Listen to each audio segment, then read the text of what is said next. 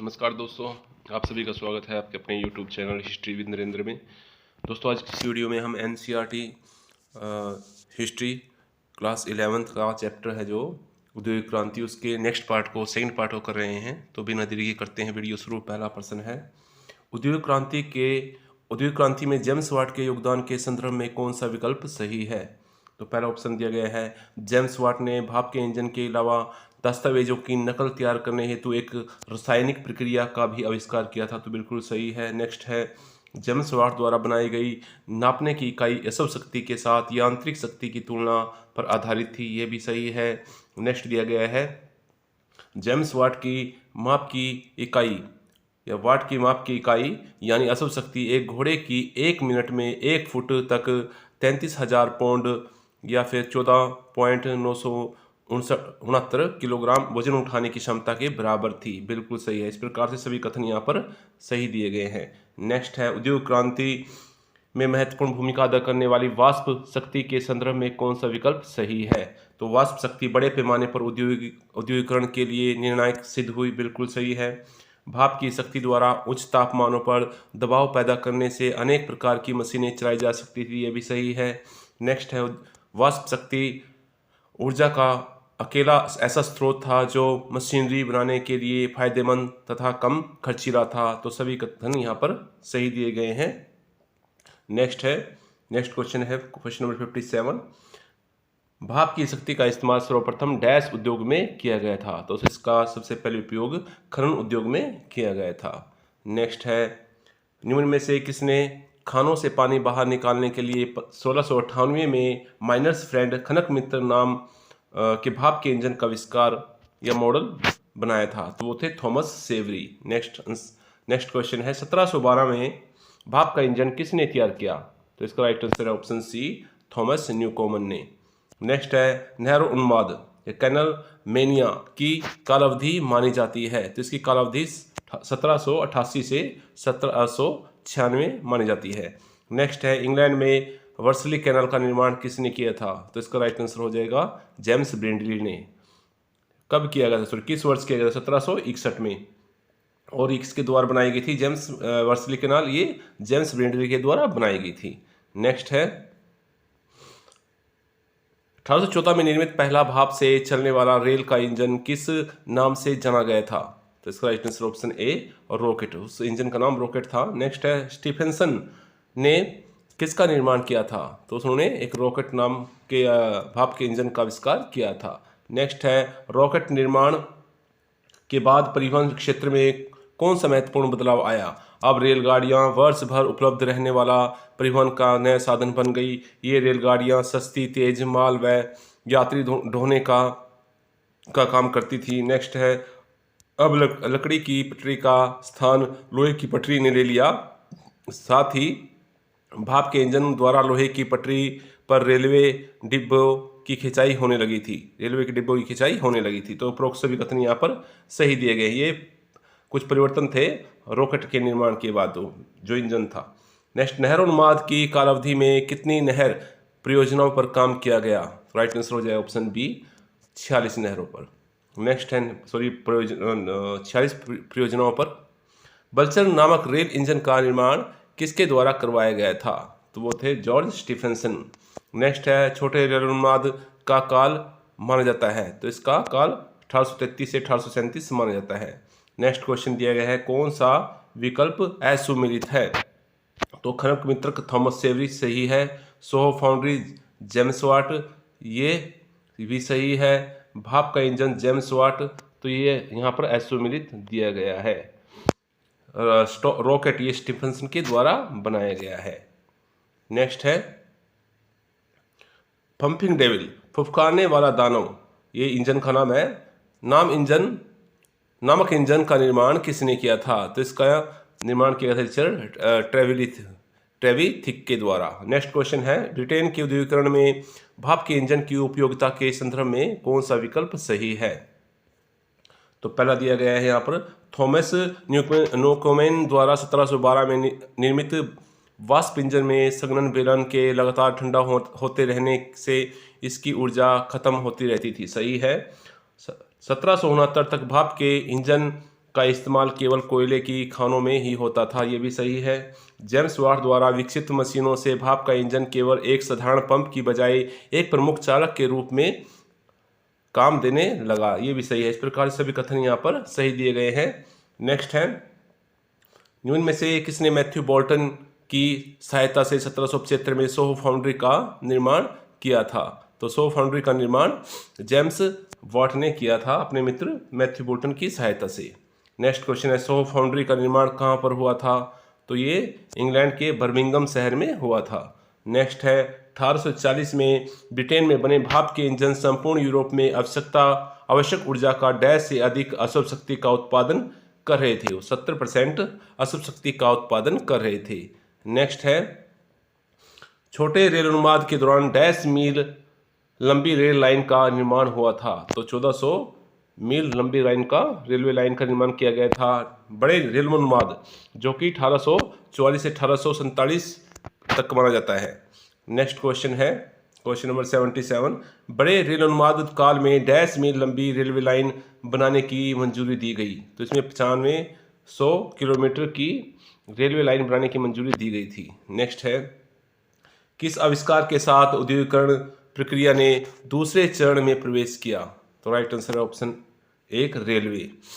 तो रेलवे के आविष्कार के साथ औद्योगिकरण प्रक्रिया के दूसरे चरण में प्रवेश किया था, जो कि 1850 के बाद शुरू होता है।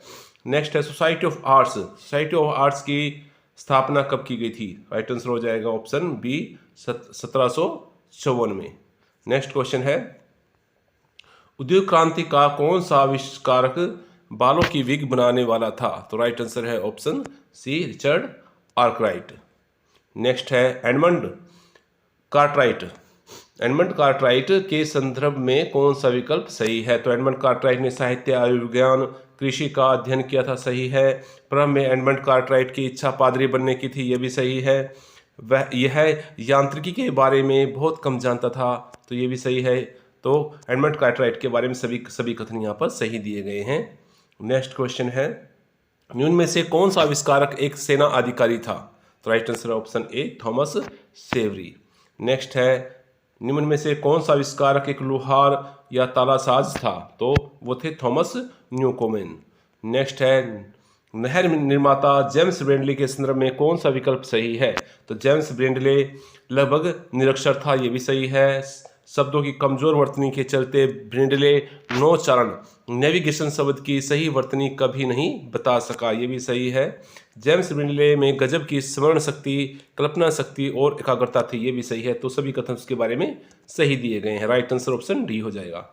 नेक्स्ट है, उद्योग क्रांति के आविष्कारकों की पृष्ठभूमि के संदर्भ में कौन सा विकल्प सही है? तो उद्योग क्रांति के दौरान अधिकतर आविष्कार वैज्ञानिक ज्ञान के अनुप्रयोग की अपेक्षा दृढ़ता, रुचि, जिज्ञासा, यहाँ तक कि भाग्य के बल पर ही हुए थे, बिल्कुल सही है। जेम्स वाट का यंत्र संबंधी कामकाज की ओर बहुत झुकाव था, ये भी सही है।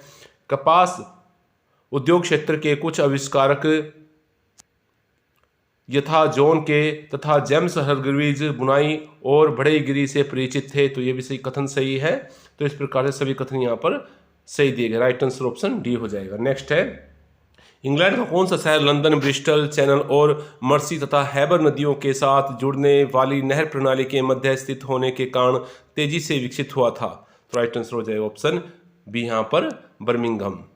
नेक्स्ट क्वेश्चन है, वर्सली कैनाल के संदर्भ में कौन सा विकल्प सही है? तो यह नहर 1761 में जेम्स ब्रेंडले 1716 से 72 इनका जीवन काल दिया गया है के द्वारा बनाई गई थी, तो राइट है। इसका प्रयोजन केवल यही था कि उसके जरिए वर्सले मैनचेस्टर के पास ये शहर पड़ता है के कोयला भंडारों से शहर तक कोयला ले जाया जा सके, ये भी सही है। वर्सली कैनाल के बन जाने के बाद कोयले की कीमत घटकर आधी रह गई थी, ये भी कथन सही है। तो वर्सली कैनाल के बारे में यहाँ पर जो कथन दिए गए सारे सही है। Right answer option D. Next है, जेम्स वाट द्वारा भाप के इंजन के विकास हेतु किए गए प्रयासों के संदर्भ में कौन सा विकल्प सही है? तो जेम्स वाट द्वारा विकसित मशीन से भाप का इंजन केवल एक साधारण पंप की बजाय प्राइम मूवर के रूप में काम देने लगा, सही है। मैथ्यू बोल्टन की सहायता से जेम्स वाट ने 1775 में बर्मिंघम में सोहो फाउंड्री का निर्माण किया था, ये भी कथन सही है। 18वीं सदी के अंत तक वाट के भाप के इंजन ने द्रव चालित शक्ति का स्थान लेना शुरू कर दिया था। ये भी कथन सही है। तो सभी उपरोक्त कथन यहाँ पर सही दिए गए। Right answer option D. Next है, किस वर्ष लिवरपूल और मैनचेस्टर को आपस में रेल मार्ग से जोड़ दिया गया? तो राइट आंसर हो जाएगा ऑप्शन बी 1830 में। नेक्स्ट है, 1814 में रेलवे इंजीनियर जॉर्ज स्टीफेंसन ने कौन सा रेल इंजन बनाया था? तो उन्हें रॉकेट और बल्चर दोनों इंजन बनाए थे। नेक्स्ट है, 1830 के दशक में परिवहन में किस समस्या का सामना करना पड़ा परिवहन को या परिवहन में? तो नहर के या नहरों के कुछ हिस्सों में जलपोतों की भीड़ भाड़ के कारण परिवहन की रफ्तार धीमी पड़ना बिल्कुल सही है। पाले, बाढ़ या सूखे के कारण नहरों के इस्तेमाल का समय सीमित होना, यह भी सही है। नहर परिवहन के प्रयोग को लेकर उदासीनता, तो इनमें से जो ए और बी जो आंसर है वो सही है। सी यहाँ पर गलत किया गया है, ऐसी कोई उदासीनता वाली बात नहीं थी। तो राइट आंसर हो जाएगा ऑप्शन डी, ए और ब कथन सही है। नेक्स्ट है, औद्योगिक क्रांति के दौरान हुए रेल मार्गों के विकास के संदर्भ में कौन सा विकल्प सही है?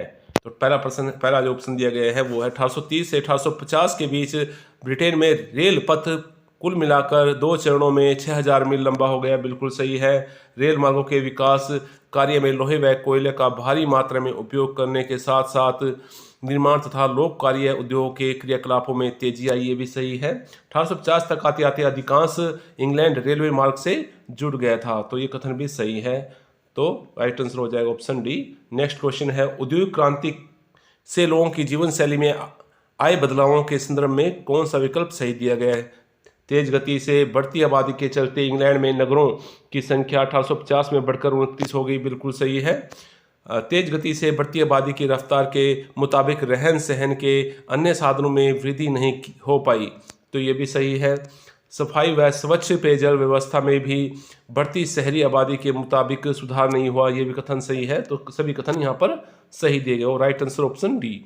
नेक्स्ट क्वेश्चन है, उद्योग क्रांति के दौरान अमीरों तथा गरीब मजदूरों की जीवन शैली को बयां करती कविता एक विनिर्माण नगर में इन ए मैन्युफैक्चरिंग टाउन किसने लिखी? तो ये जो रचना है वो है एडवर्ड कारपेंटर की। नेक्स्ट है, हेड्स शब्द का अर्थ है? तो हेड शब्द का अर्थ है नरक के द्वार। दोस्तों अगर चैनल पर नए हैं तो चैनल को सब्सक्राइब जरूर करें, धन्यवाद। नेक्स्ट क्वेश्चन है 96, उद्योग क्रांति के दौरान विभिन्न शहरों और वहां के वेतन भोगी मजदूरों कामगारों के जीवन की औसत अवधि के संदर्भ में कौन सा विकल्प सही है? तो बर्मिंघम में लोगों की जो औसत आयु थी वो 15 वर्ष थी, मैनचेस्टर में 17 वर्ष, डर्बी में 21 वर्ष। तो सभी कथन यहाँ पर सही दिए हैं, राइट आंसर ऑप्शन डी।